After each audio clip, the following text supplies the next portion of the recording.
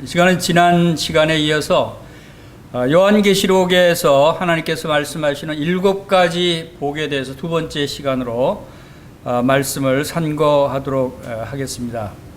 여러분, 새해 복 많이 받으셨습니까? 새해 되면 많은 사람들이 복 많이 받으라고 이야기합니다. 모든 사람들이 추구하는 것이 바로 이 행복을 추구합니다. 그래서 누구든지 복을 받기를 원합니다. 복을 싫어하는 사람은 아무도 없죠. 복의 의미, 지난 시간에는 복의 의미가 무엇인지, 그리고 복은 누가 주는지, 또 그 복이 어떠한 복들인가에 대해서 요한계시록에 특별히 하나님께서 주시는 7가지 말씀 중에서 2가지를 살펴봤습니다.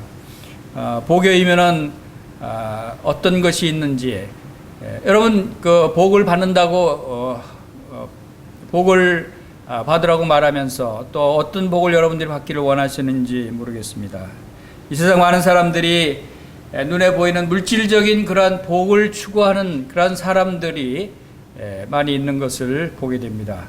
하나님께서 주시는 복이 그러한 물질적인 복인가, 아니면 보이지 않는 영적인 복인가 하는 것은 우리가 성경 말씀을 조금만 살펴보면 잘 알 수가 있습니다. 그러나 여전히 많은 사람들이 생각할 때 눈에 보이고 실제 우리가 생활 가운데 경험하고 느낄 수 있는 그러한 복들, 즉 재물의 복이라든가 또 명예의 복이라든가 학벌의 복이라든가 또 여러 가지 많은 그 사람들, 또 권세, 이러한 것들에 대해서 풍성하게 누리고 많은 것을 취하게 되면 그것을 복받은 사람이라고 얘기할 때가 많이 있습니다. 그러나 그러한 복들은 오래가지 못하는, 잠시 있다가 사라져버리는 그러한 복인 것을 우리가 살펴봤습니다.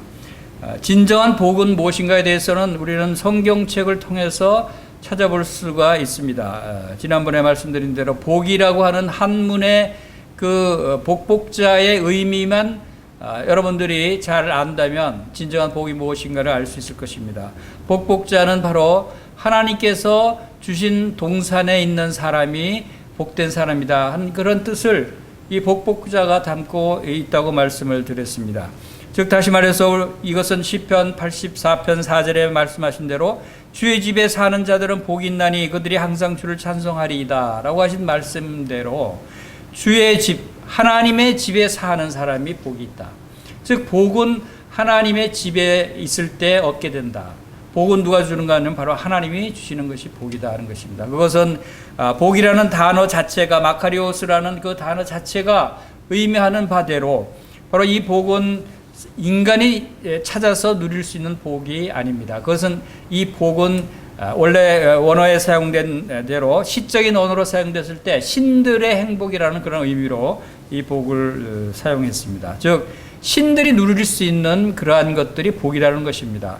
그렇기 때문에 인간은 누릴 수가 없는 것입니다. 인간은 스스로 그 복을 찾을 수 없고, 인간은 스스로 복을 만들 수 없고, 인간은 스스로 그 복을 쟁취할 수도 없다고 하는 것을 누구나도 잘 알 수 있습니다.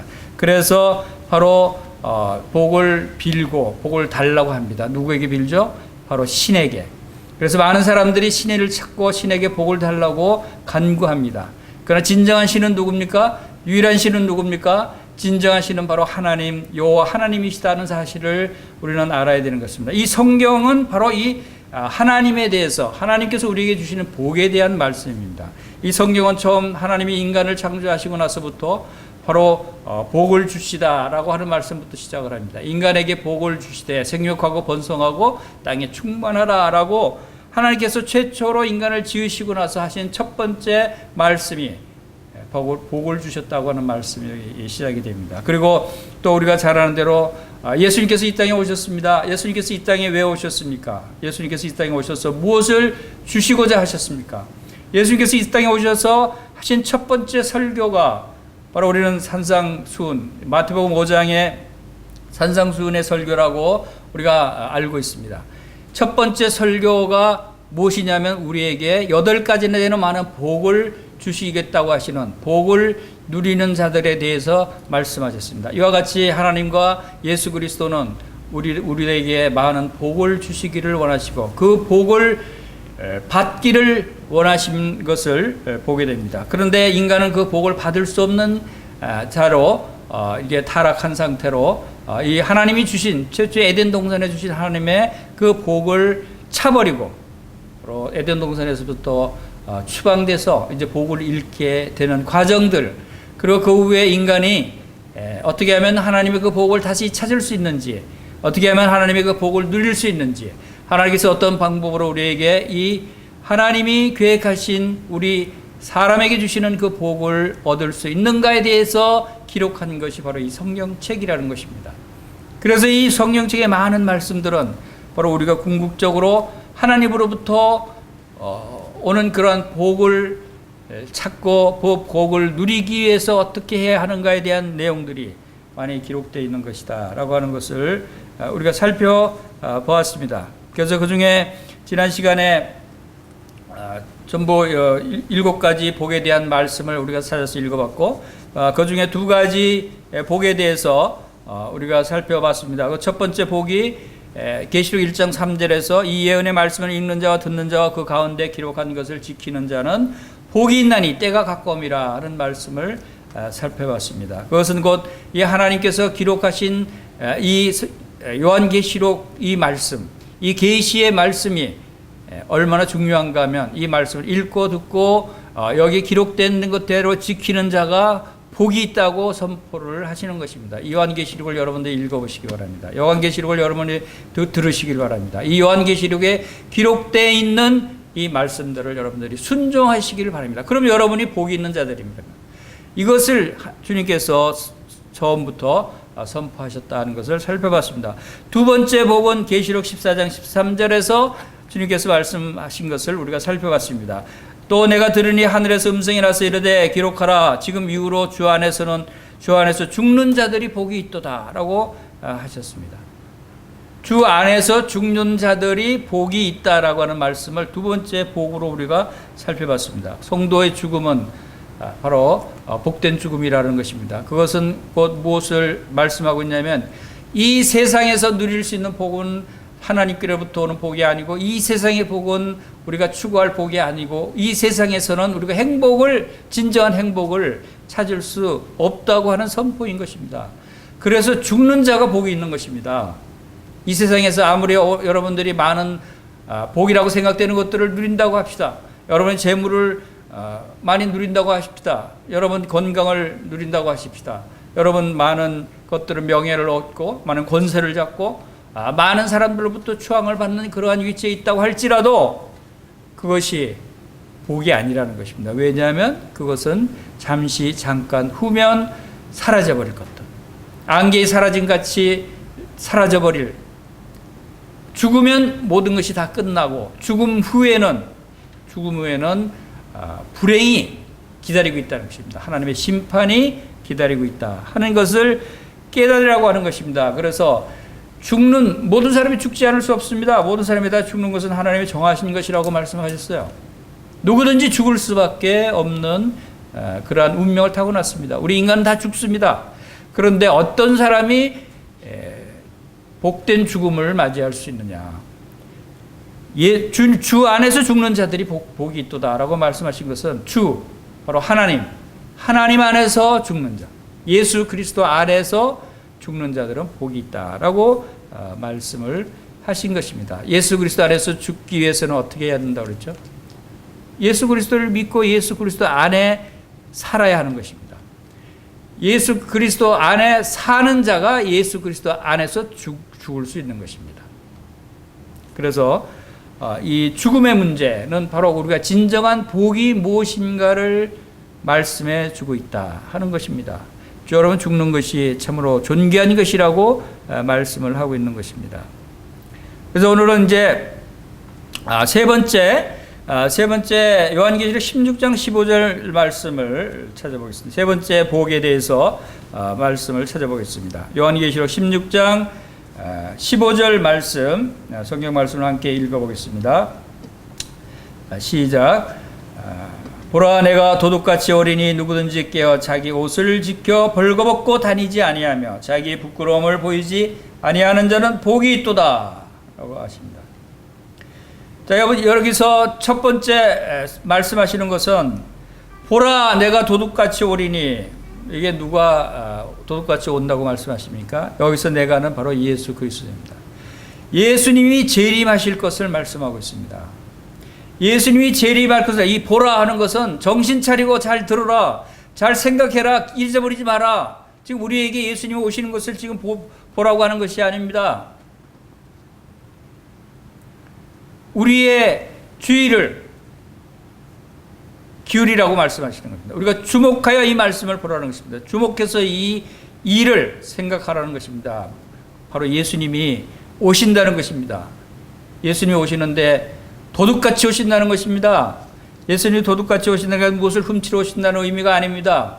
다시 말해서 예수님은 언제쯤 내가 재림할 것이다, 그 재림하실 때를 딱 정해서, 시와 날짜와 시를 정해서 오시겠다고 말씀하시지 않으셨다는 것입니다. 예수님이 오실 때는 언제 오실지 모른다는 것입니다. 도둑이 언제 옵니까? 도둑이 나 언제 맨날 몇 시에 당신 집에 도둑질하러 갈 테니까 기다리시오 하는 도둑이 있습니까? 바로 예수님도 그렇다는 것입니다. 예수님 맨날 며칠 날 오시겠다는 것이 아닙니다. 다시 말해서 갑자기 들어닥친다는 겁니다. 갑자기. 그러나 언제 맨날 몇 시에 도둑이 온다는 사실을 우리가 모르기 때문에 그냥 뭐 언제 올지 모르니까 올라면 오지 뭐 하면서 방문도, 현관문도 잠그지 않고 집에 보안장치도 하지 않고 아무 무방비 상태로 있는 사람이 있습니까? 모든 사람들이 집에다 저녁에 문을 다 걸어 잠그고 삽니다. 어떤 사람들은 보안장치까지 철저히 해서 시설을 합니다. 왜 그렇습니까? 언제 도둑이 들이닥칠지 모르기 때문에 대비하는 것입니다. 도둑은 예고하지 않고 갑자기 들이닥칩니다. 그렇지만 그것을 예비하는 사람은 도둑이 오는 것을 막을 수 있습니다. 바로 예수 그리스도의 재림도 바로 이와 같이 도둑같이 갑자기 임할 수 있기 때문에 대비하라는 것입니다. 주님이 오시는 것은 분명합니다. 오시리니 지체하지 아니하시리라고 말씀하셨고 반드시 속히 오리라고 말씀을 하십니다. 그 예수님이 반드시 속히 오시기 때문에 우리는 오늘 올지 내일 올지 열흘 후에 올지 한 달 후에 올지 언제든지 오셔도 주여 감사합니다 주님 하고 주님을 맞이할 그런 준비를 항상 하라는 그런 의미가 바로 이 도둑같이 오리라 라고 하는 말씀인 것입니다. 여러분 주님 오심을 예비하고 있습니까? 주님 오심을 준비하고 있습니까? 언제든지 주님 맞이할 준비를 여러분 하고 계십니까? 바로 그것이 바로 깨어있는 성도인 것입니다. 누구든지 깨어. 자, 그러면 이렇게 주님이 언제 오실지 모르기 때문에 항상 깨어 있으라 라고 하는 말씀을 하시기 위해서 이 말씀을 주셨다고 봅니다. 우리 베드로전서 4장 7절 말씀을 함께 보시겠습니다. 베드로전서 말씀 보기 전에 베드로후서 3장 베드로후서 3장 8절, 9절, 10절, 11절 말씀을 제가 봉독해 드리겠습니다. 사랑하는 자들아, 주께는 하루가 천년 같고 천년이 하루 같다는 이 한 가지를 잊지 말라. 주의 약속은 어떤 이들이 더디다고 생각하는 것 같이 더딘 것이 아니라 오직 주께서는 너희를 대하여 오래 참으사 아무도 멸망하지 아니하고 다 회개하기에 이르기를 원하시느니라. 그러나 주의 날이 도둑같이 오리니 그날에는 하늘이 큰 소리로 떠나가고 물질이 뜨거운 불에 풀어지고 땅과 그 중에 있는 모든 일이 드러나리로다. 이 모든 것이 이렇게 풀어지리니 너희가 어떤 사람이 되어야 마땅하냐? 거룩한 행실과 경건함으로 하나님의 날이 임하기를 바라보고 간절히 사모하라. 그날에 하늘이 불에 타서 풀어지고 물질이 뜨거운 불에 녹아지려니와 우리는 그의 약속대로 의의가 있는 곳인 새하늘과 새 땅을 바라보도다. 할렐루야. 얼마나 참 확실한 말씀입니까? 주님께서 우리에게 분명히 도둑같이 오시는 주님을 맞이할 준비를 하라고 말씀하십니다. 너희가 어떠한 사람이 되어야 마땅하냐? 주님이 오시는 것이 분명하다고 믿는다면, 주님이 언제든지 오실 수 있는 분이시라고 믿는다면 여러분 어떠한 사람이 되어야 마땅합니까? 우리가 어떻게 살아야 됩니까? 이것을 여기에 말씀하고 있는 것입니다. 너희가 어떠한 사람이 되어야 마땅하냐? 거룩한 행실과 경건함으로 하나님의 날이 임하기를 바라보고.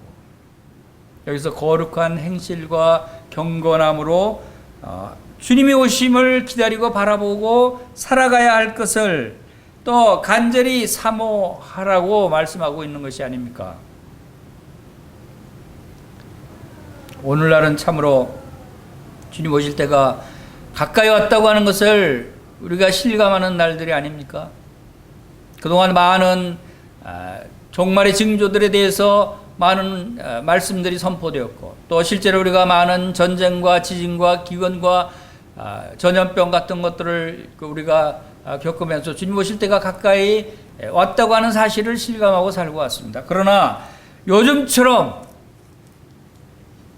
이 코비드-19 코로나19 팬데믹 이 사태를 전 세계 거의 모든 사람들이 겪으면서 마지막 때 주님께서 주시는 전염병 역병이 바로 주님이 곧 오실 것을 나타내는 징조가 아닌가 하는 생각들을 많은 사람들이 하고 있습니다.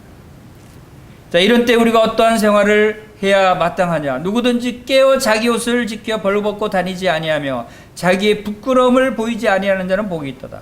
여러분, 누구나 다 옷을 입고 있습니다. 옷을 벌거벗고 다니는 사람들이 있습니까? 요즘처럼 이렇게 추운 날에는 벌거벗으면 추워서라도 옷을 다 꽁꽁 끼어 입죠. 그러나 집에 있을 때 손님이 온다고 하면은 손님 맞이할 때 파자마 바람으로 손님 맞이할 준비하고 있는 사람이 있습니까? 그런 사람은 없습니다. 손님이 올 때가 됐는데 언제 올지 모르지만 옷을 챙겨 입고 기다립니다.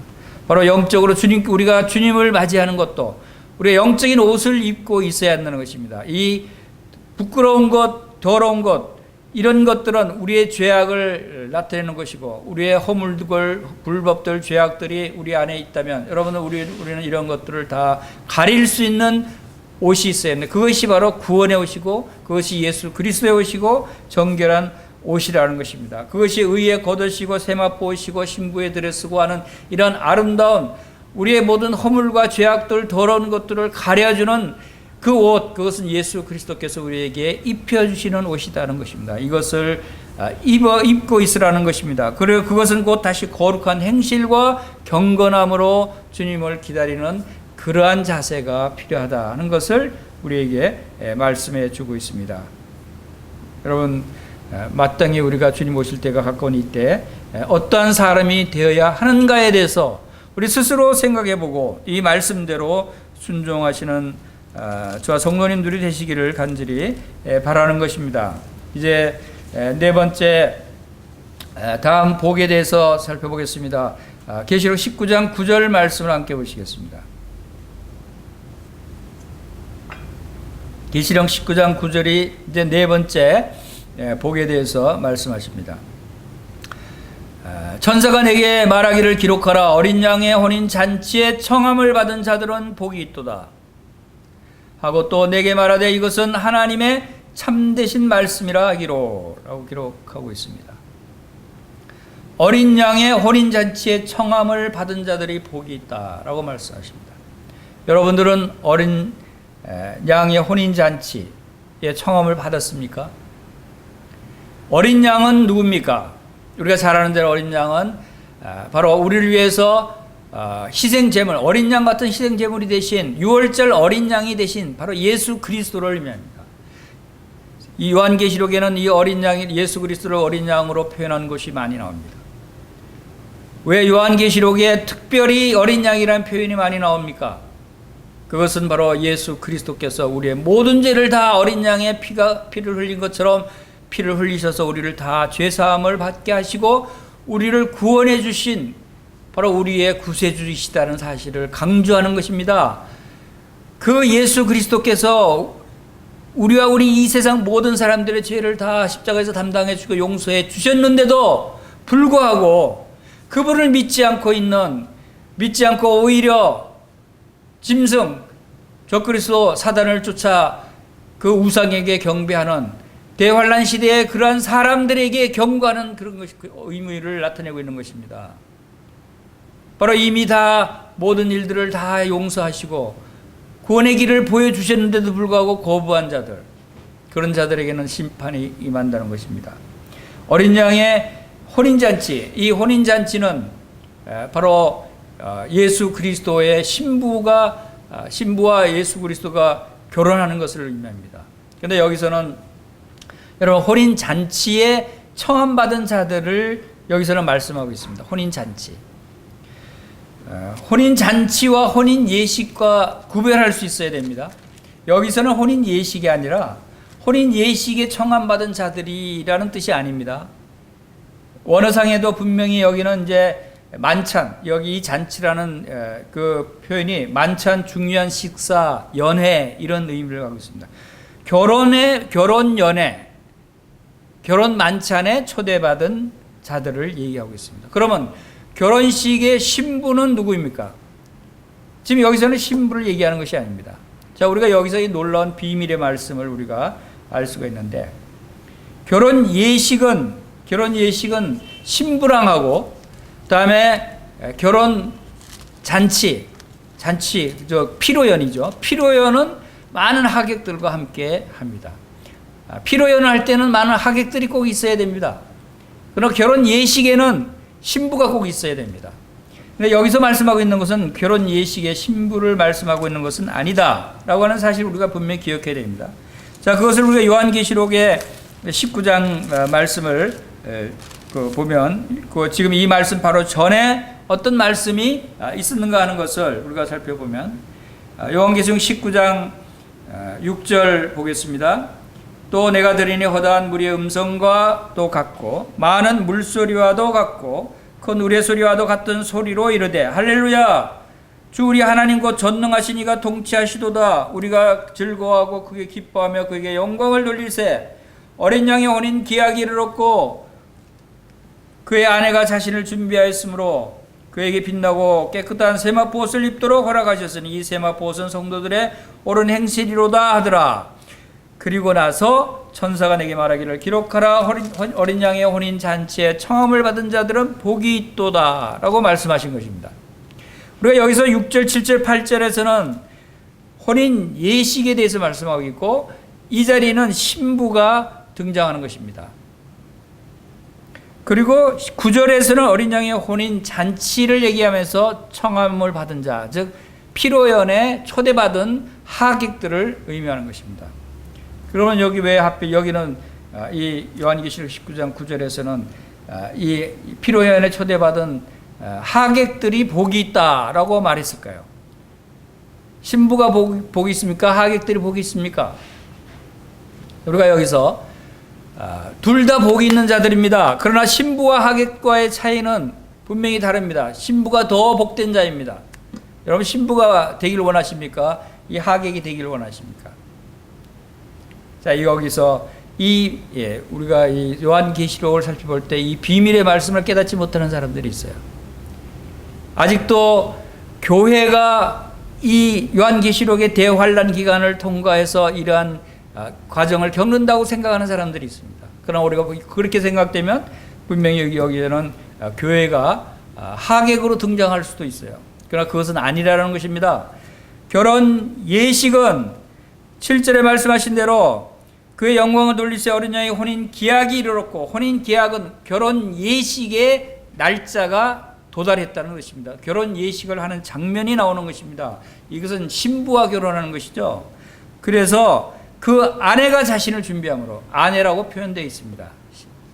아까 9절에서는 잔치에 청함을 받은 자라고 그랬죠. 잔치지만 여기서는 아내가 준비를 하였으므로, 그래서 깨끗한 세마포 옷을 입었는데 그 옷은 바로 성도들의 옳은 행실이라, 성도가 등장합니다. 여기서 성도들의 옳은 행실, 여기서는 교회 성도를 의미한다라고 하는 것을 우리가 알 수가 있습니다. 그래서 분명한 것은 바로 신랑은 누굽니까? 신랑은 어린 양 대신 예수 그리스도가 신랑이시고, 또 7절에서 혼인 예식의 신부는 누굽니까? 신부는 교회 성도들입니다.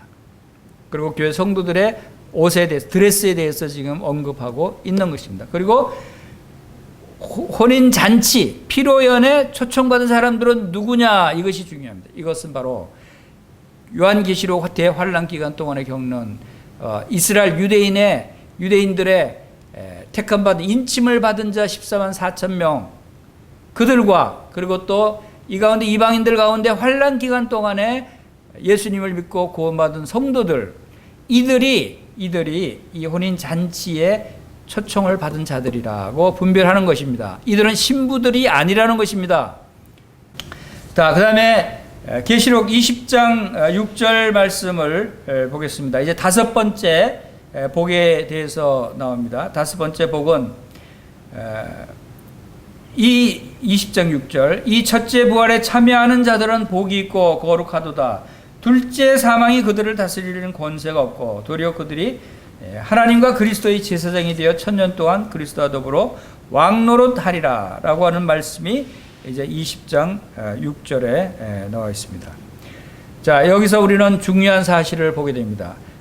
하나님께서 이 요한계시록을 통해서 주시는 복들은 그동안 구약의 이스라엘 백성들에게 주시는 복과 또 신약의 교회에 주시는 많은 복들, 그 복들을 선포하시고 말씀을 주셨는데 그 복들은 하나님이 주시는 복은 바로 이 세상 땅의 복이 아니라 바로 영원한 영적인 하늘나라의 복을 의미한다 하는 것을 우리가 알 수 있는데 그것이 실질적으로 구체적으로 현실화돼서 우리가 이것이 영적인 하늘나라에서 우리가 누리게 되는 영적인 복들이라는 것을 구체적으로 표현해서 나타내는 것이 이 계시록에 나타난 7가지 복이라고 생각이 됩니다.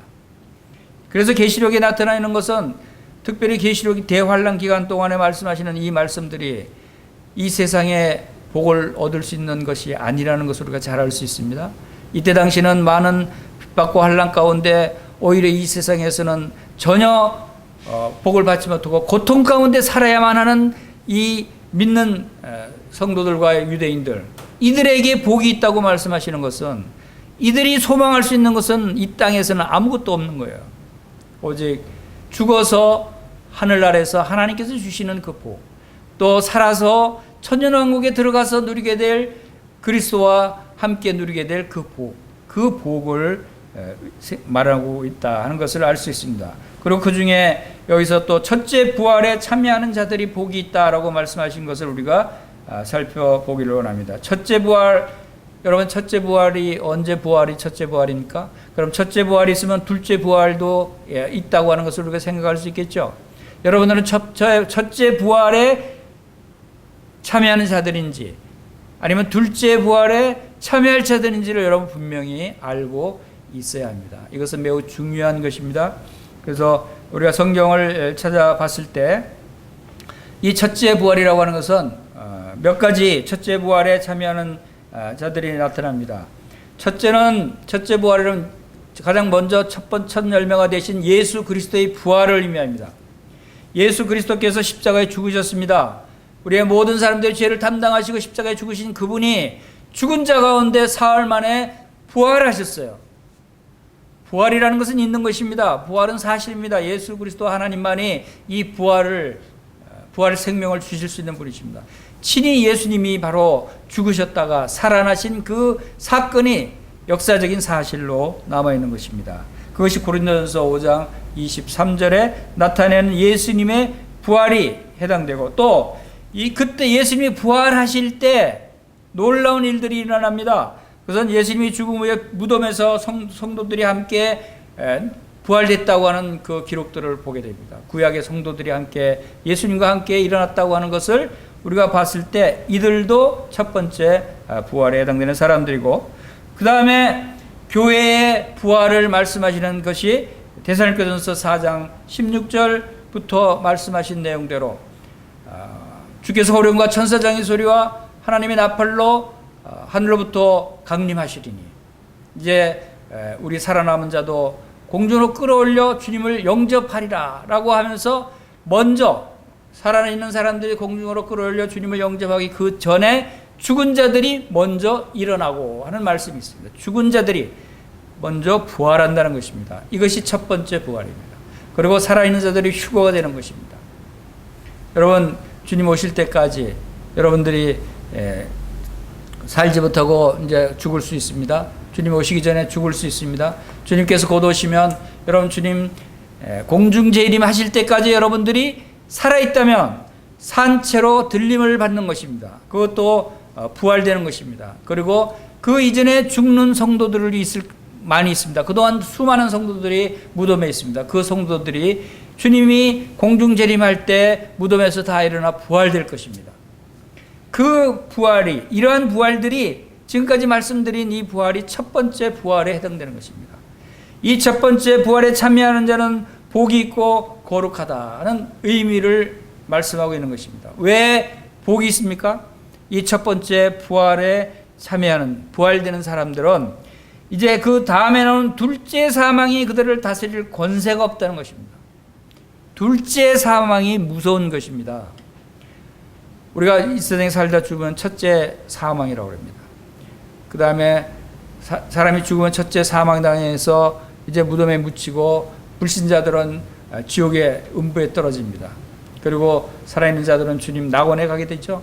그리고 이제 그 둘째 사망, 다시 한번 사망을 맞이하는 때가 있는데 그게 언제냐면 천년왕국 끝에 바로 하나님께서 흰 보좌의 심판을 하시면서 그때 이 요한계시록 20장 7절부터 15절에 그 말씀하고 있는 바와 같이 바로 이 둘째 11절부터 또 내가 크고 흰 보좌와 그 위에 앉으신 이를 보니 땅과 하늘이 그 앞에 피하여 간데 없더라 하고 죽은 자들이나 큰 자들이나 작은 자들이나 보좌 앞에 서 있는데 책들이 펴있고 또 다른 책이 펴졌으니 곧 생명책이라 죽은 자들이 자기 행위를 따라 책들을 기록된 대로 심판을 받으니 하는 심판받는 때가 있습니다.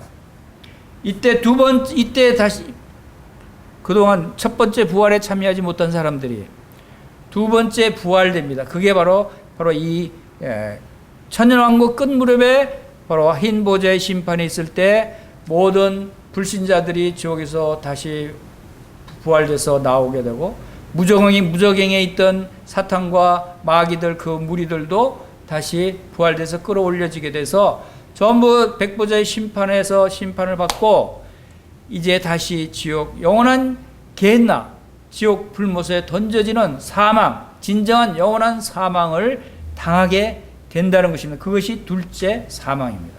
이 둘째 사망을 당한다는 것은 영원히 지옥에 던져진다는 것입니다. 사탄과 그 마귀들 무리뿐만 아니라 그를 추종하고 그 우상에게 정죄하고 666표를 받던 모든 불신자들, 이 사람들은 다 영원한 게hen나 지옥에 떨어져서 영원토록 고통받는 형벌을 받게 되는 그것이 둘째 사망입니다. 첫째 부활에 참여하는 자들은 왜 복되냐면 이 둘째 사망을 당하지 않는다는 것입니다. 할렐루야. 얼마나 복된 소식입니까? 여러분 예수 그리스도를 믿습니까? 예수 그리스도를 믿는 자는 바로 첫째 부활에 참여하는 자들이 되는 것입니다. 예수 그리스도를 믿고 죄사함을 받았고 거듭난 교회 성도들은 첫째 부활에 참여한 자들이라는 것입니다. 바로 여러분과 저는 이 둘째 사망을 당하지 않는 이 놀라운 복을 받았다는 것입니다. 그리고 그들이 하나님과 그리스도의 제사장이 돼서 1000년 동안 그리스도와 더불어 왕노하리로다. 얼마나 놀라운 축복된 말씀입니까? 우리가 이제 하나님과 그리스도의 제사장이 된다고 말씀하십니다. 바로 이 일을 위해서 바로 예수님께서 우리를 피로 값주고 사셔서 하나님께 드리시고 하나님께서 우리를 바로 왕같은 제사장으로 삼아 주셨다고 말씀하신 것입니다. 바로 이 제사장이 1000년 동안 그리스도와 더불어 왕노릇하리로다. 이것이 바로 우리에게 주신 다섯 번째 복이다라고 하는 것을 우리가 여기서 알 수가 있습니다. 이제 여섯 번째 복을 보겠습니다. 여러분 이 놀라운 복을 여러분 이 말씀 듣는 모든 분들이 한 분도 빠지지 않고 다 이 복을 받는 구원받아서 교회 성도가 됨으로써 이 복을 받는 여러분들 되시기를 간절히 원하는 마음이 있습니다. 이것은 여러분들의 영혼의 문제이고 이거는 참으로 심각한 이 영혼의 심판을 피할 수 있는 길이다라고 하는 것입니다. 이제 여섯 번째 복을 보겠습니다. 22장 7절을 보겠습니다. 22장 7절 보라 내가 속히 어리니 이 두루마리의 예언을 말씀을 지키는 자는 복이 있으리라 하더라. 여기서 또 주님께서 속히 오리라고 말씀을 하십니다. 예수님은 여러 번 오시겠다고 하는 말씀을 강조하시고 또 속히 오리라, 도둑과 같이 오리라 라고 말씀하십니다. 반드시 오리라고 말씀하시는 것입니다. 그리고 그렇기 때문에 이 두루마리의 예언의 말씀을 지키는 자는 복이 있다. 이 두루마리의 예언의 말씀, 두루마리라고 하는 것은 좁은 의미로서는 이 요한계시록 두루마리, 요한계시록 성경책을 의미하고 또 넓은 의미로서는 이 성경 전체를 의미합니다. 바로 이 성경 전체가 예언의 말씀인 것입니다. 바로 이 요한계시록과 성경 말씀을 지키는 자는, 순종하는 자가 복이 있다라고 하는 것입니다. 이것을 바로 하나님께서 우리에게 나타내시는 것입니다. 여러분, 말씀이 얼마나 중요한가 하는 것은 우리 이스라엘 백성들이 출애굽에서 광야길을 걷게 하실 때 하나님께서 그들에게 그 광야는 아무 먹을 것이 없는 그러한 곳이었는데도 불구하고 그들을 40년 동안 광야길을 행하게 하셨습니다. 신명기 8장에 우리가 살펴보면 신명기 8장 2절 3절 말씀에서 네 하나님 여호와께서 이 40년 동안에 네게 광야길을 걷게 하신 것을 기억하라. 이는 너를 낮추시며 너를 시험하사 내 마음이 어떠한지 그 명령을 지키지 않는지 알려 하심이라.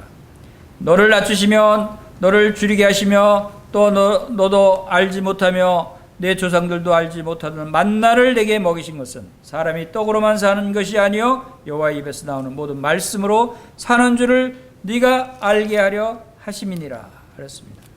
40년 동안 광야길을 걷게 하신 이유가 있다고 하는 것입니다. 하나님께서는 이스라엘 백성들을 사랑하셨습니다. 그래서 이스라엘 백성들을 사랑하셨기 때문에 그들이 이제 출애굽에서 애굽의 종로로 타던 그들을 불러내서 가나안 땅에 이주시키고 가나안 땅에서 하나님을 잘 섬기는 하나님의 백성으로 삼으시기 위해서 그들을 광야길을 걷게 하면서 시험하십니다. 그리고 훈련하시는 과정입니다. 훈련소입니다. 광야가. 이 훈련, 왜 광야에서 고난의 훈련을 하게 하셨냐면 광야길에서 그들을 낮추셨습니다. 그들이 광야에서 얼마나 많은 절망 가운데 얼마나 무기력한 것을 느꼈습니까? 또 그들이 얼마나 배고팠습니까?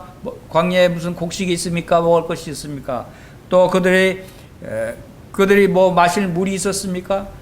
이러한 고난 가운데 목마르고 배고프고 또 헐벗고 하는 이러한 과정들을 겪게 하신 것은 이유가 있다는 것입니다. 그것은 뭐냐면 그런 과정 가운데 하나님께서 먹을 것을 주시고 또 마실 물을 주셨는데 하나님만이 주실 수 있는 방법으로 주셨어요. 그것을 만나라고 하는 매일 아침에 저절로 이 들판에 양식이 내려져서 그것을 주워 매일매일 걷어서 먹게 하셨어요. 하나님이 공급하시는 양식을 먹어야 살 수 있다고 하는 것을 훈련시킨 것입니다. 또 강이 없고 개울이 없고 비도 오지 않는 그 광야에서 그들이 무슨 물을 어떻게 마십니까?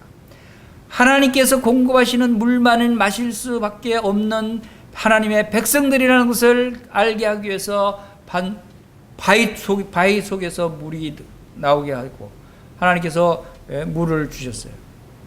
그것은 곧 다시 말해서 만나를 먹이신 이유가 여기 나옵니다. 사람이 떡으로만 사는 것이 아니요 여호와 입에서 나오는 모든 말씀으로 사는 줄을 알게 하기 위해서 우리가 살아가는 것이, 우리가 생명을 유지하는 것이 이 세상에서 우리가 일하고 수고해서 내가 사 먹고 내가 잘 먹고 사는데 뭐 하나님이 날 도와줄 것이 뭐가 있어? 이렇게 생각하는 사람들이 있어요. 그러나 그렇지 않다는 것입니다. 우리 육신의 생활은, 우리 육신은 그렇게 살아갈 수 있을지 몰라도 우리의 영적인 삶은, 영적인 양식은 하나님의 말씀밖에 없다는 것입니다. 우리 하나님의 말씀을 먹어야 합니다. 그래서 예수 그리스도를 먹으라고 말씀하시고 하나님의 말씀을, 이 두루마리를 먹으라고 말씀하시는 것입니다. 그래서 이 말씀을 먹을 때 우리의 영의 양식이 되고 우리의 영의 생명이 되는 것입니다.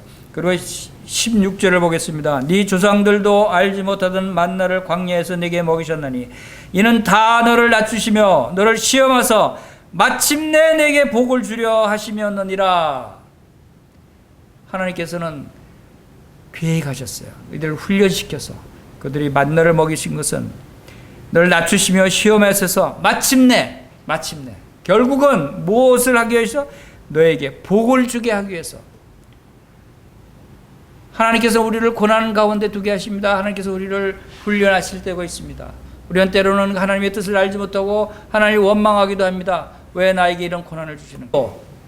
우리에게도 주님의 계획은 마침내 우리에게 복을 주게 하시기 위해서 우리를 때로는 낮추시고 때로는 우리를 시험하시고 또 여러 가지 고난과 어려운 가운데 있게 하실 수 있다고 하는 것을 우리가 여기서 알 수 있는 것입니다. 그리고 우리가 이러한 것들을 통해서 또 하나님의 말씀을 우리가 참 묵상하고 하나님의 말씀을 순종하기를 힘쓸 때 주님께서는 바로 우리에게 이러한 것을 깨닫게 하시고 우리가 하나님의 떡으로만 사는 것이 아니라 하나님의 말씀으로 사는 줄을 알게 하시기 위한 것이다 라고 하는 것을 여기서 우리가 볼 수가 있습니다. 그래서 우리는 늘 주님의 말씀을 의지해야 됩니다. 우리의 생각과 우리의 행동과 우리의 삶의 모든 일들의 그 근거가 바로 이 하나님의 말씀으로부터 나와야 한다. 말씀을 순종하는 삶으로부터 나와야 한다 하는 것을 우리가 알 수가 있습니다. 런던 테임즈강에 아주 포도나무가 한 그루 있었는데 그 포도가 굉장히 무성히 열리고 또 그 포도나무에서 열린 포도는 굉장히 맛있고 풍성하다고 합니다. 그런데 이제 사람들이 아주 특별히 맛있는 포도나무가 열리니까 그 포도 씨앗을 이렇게 채취를 해서 다른 곳에다 많이 이제 재배를 하고 양식을 했는데 그 맛이 안 나온대요. 그리고 많은 연구를 해봐도 그렇게 테임즈 강가에 심겨진 포도나무의 그 맛을 아무리 연구하고 아무리 많이 심어봐도 도저히 낼 수가 없다고 하는 얘기가 있었습니다. 그래서 나중에 알고 보니까 그 테임즈 강변의 포도나무는 뿌리가 깊숙이 내려서 테임즈 강의 물을 언제나 풍성히 수분을 공급받고 있었다 하는 것을 알고 그 테임즈 강 수분을 충분히 공급받았을 때만이 나올 수 있는 그런 열매의 풍성함과 그 맛이 다르다라고 하는 것을 알게 되었답니다. 우리가 하나님 말씀의 뿌리를 받고 있으면, 뿌리를 내리고 있으면 하나님께서도 하나님의 성전에 뿌리를 내리려고 말씀하시고 하나님의 사랑 가운데 뿌리를 내리려고 말씀하신 대로 우리가 하나님 말씀에 우리의 심령에 뿌리를 내리고 말씀대로 거기서 말씀에서 올라오는 영향을 공급받고 많은 것들을 우리가 깨닫는다면 또 순종한다면 우리는 많은 아름다운 열매를 주님이 기뻐하시는 열매를 맺는 삶을 살 수 있을 것이다 라고 하는 것입니다. 그것이 바로 우리에게 복이라는 것입니다.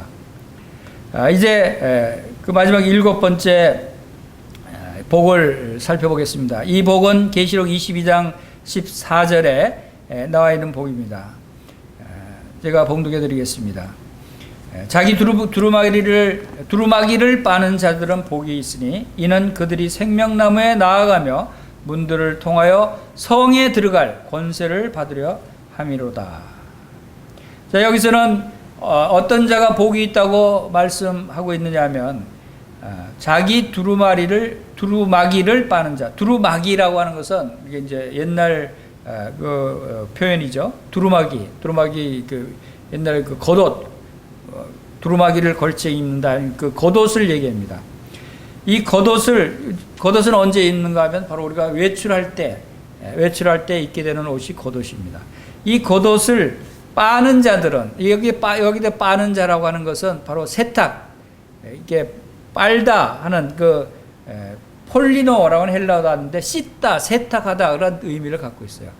두루마리를 입으로 빠는 것이 아니고 세탁하는, 그러니까 깨끗이 빨아서 입고 다니는 자가 복이 있다는 것입니다. 즉 우리의 옷을 깨끗이 빨아서 입고 다니는 자가 복이 있다고 말씀을 하시는 것입니다. 이것은 우리가 세 번째 복 16장 15절에서 살펴본 대로 자기 옷을 지켜 벌거벗고 다니지 아니하며 부끄러움을 보이지 않는 자는 복이 있다고 한 그때 그 구원의 옷, 그것과 같은 연관이 되어 있는 옷이라고 생각이 됩니다. 그래서 우리의 겉옷은 바로 이러한 구원의 옷이 되어야 되는 것입니다.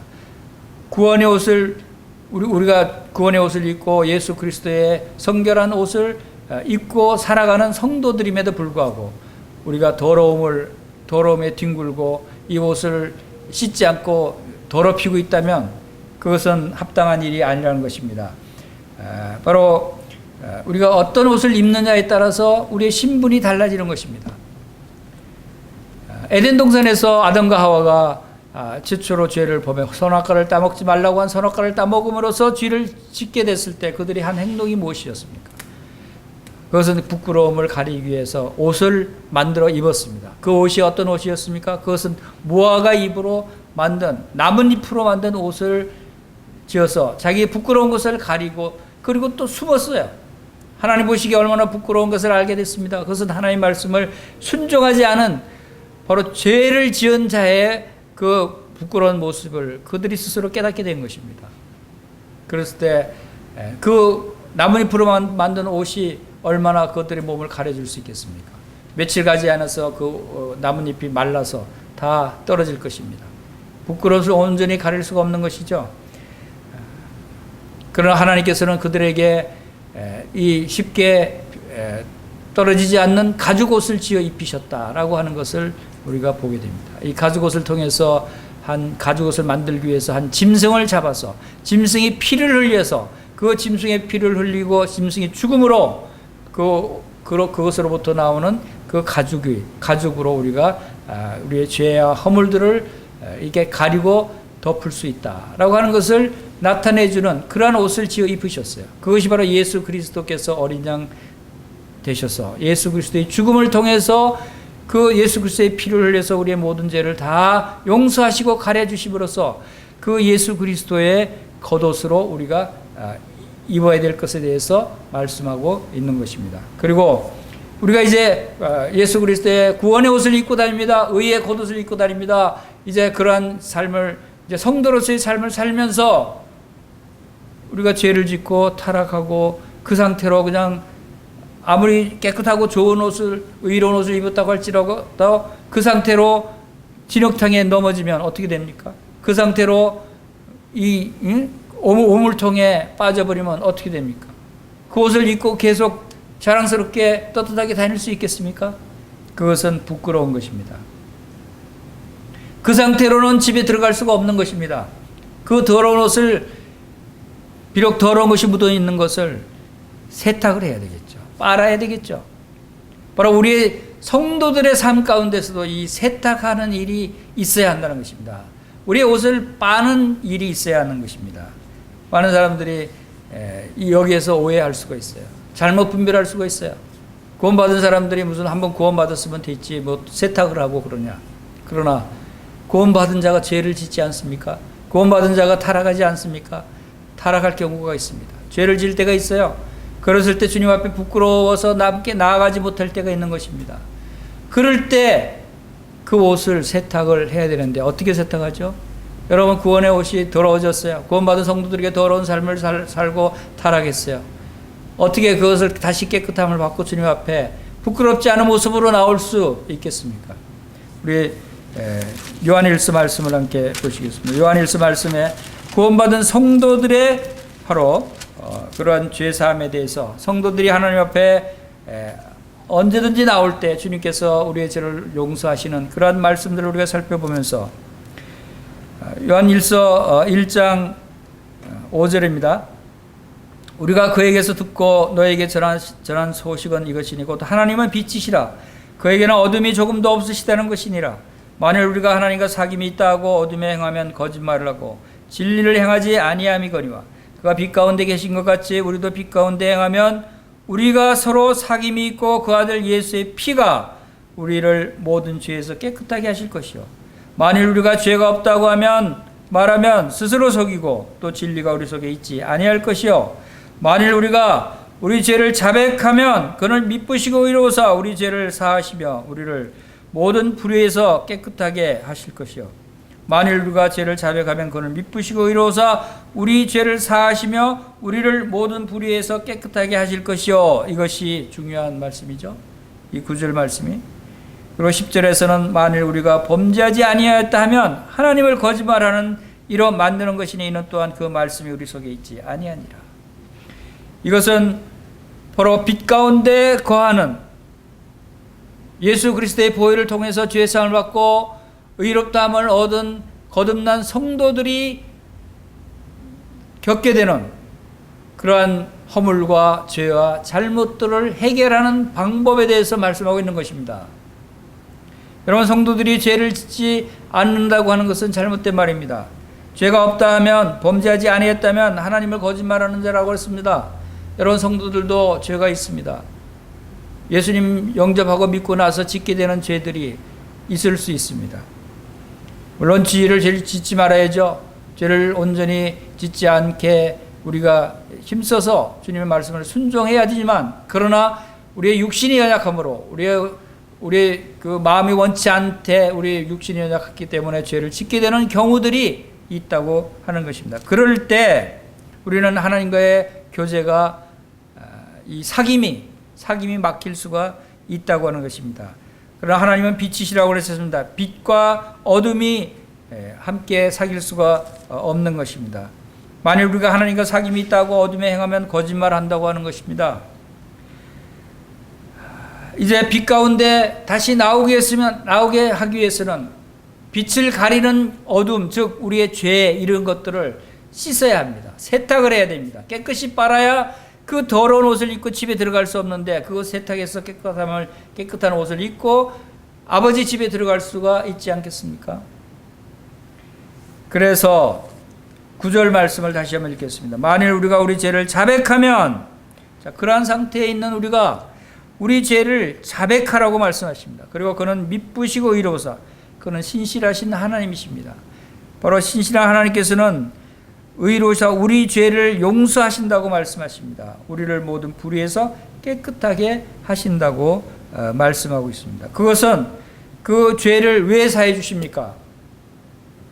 왜 우리의 허물들을 사해 주십니까? 그것이 7절에 나와 있는 말씀이죠. 그가 빛 가운데 계신 것 같이 우리도 빛 가운데 행하면 우리가 서로 사귐이 있고 그 아들 예수의 피가 우리의 모든 죄에서 깨끗하게 하실 것이라는 것입니다. 예수 그리스도의 피는 바로 이러한 구원받고 나서에 짓게 되는 이러한 모든 죄까지도 이미 다 씻어주셨어요. 그런데 그것을 우리가 주님 앞에 가지고 나와서 우리가 회개하는 마음으로 주님 앞에 잘못을 자백할 때 그러한 것들이 세탁하는 과정이 일어난다는 것입니다. 여러분, 자백하시기 바랍니다. 자백한다고 하는 것은 하나님께 숨기지 않고 그대로 드러내는 것입니다. 내 있는 모습 그대로 나오는 것입니다. 주님 앞에, 주님, 제가 이러한 상태입니다. 이러한 솔직하게 자기의 연약함을 드러내고, 솔직하게 자기의 죄를 드러내고, 자기의 하나님 모든 것을 다 아시는 하나님께 솔직을 드러내서 자백할 때 그분은 예수 그리스도의 피가 우리의 모든 죄를 깨끗이 씻어주신 것을 다시 말씀을 하시고 우리를 다시 깨끗하게 세탁하시는 것입니다. 우리의 구원의 옷을 다시 세탁해서 하나님과의 사귐이, 교제가 회복되게 하신다 하는 것을 여기서 말씀하셨습니다. 이것이 바로 계시록 22장 14절에 자기 두루마기를 빠는 자들이 복이 있다. 우리의 죄를, 우리의 옷을 깨끗하게 예수 그리스도의 피로 빨아야 한다, 세탁을 해야 한다는 것을 말씀하고 있는 것입니다. 여기서 빠는 것은 무엇으로 빱니까? 비누로 빱니까? 세제로 빱니까? 그것이 아닙니다. 예수 그리스도의 피로 빨아야 되는 것입니다. 세탁해야 되는 것입니다. 그런 자들이 복이 있다는 것입니다. 그 복은, 그런 자들이 어떤 복을 받게 되느냐 하면 그들이 어디에 나갑니까? 생명나무로 나아간다고 했습니다. 그들이 어디로 들어갑니까? 문들을 통해서 들어갑니다. 그들이 어디에 들어갑니까? 문들을 통해서 성에 들어갈 수 있는 권세를 갖는 것이다. 더럽고 추한 그 옷으로 들어갈 수 없지 않습니까? 그래서 주님께서는 이 깨끗한 옷을 입고 들어갈 수 있는 길을 열어주시는 것입니다.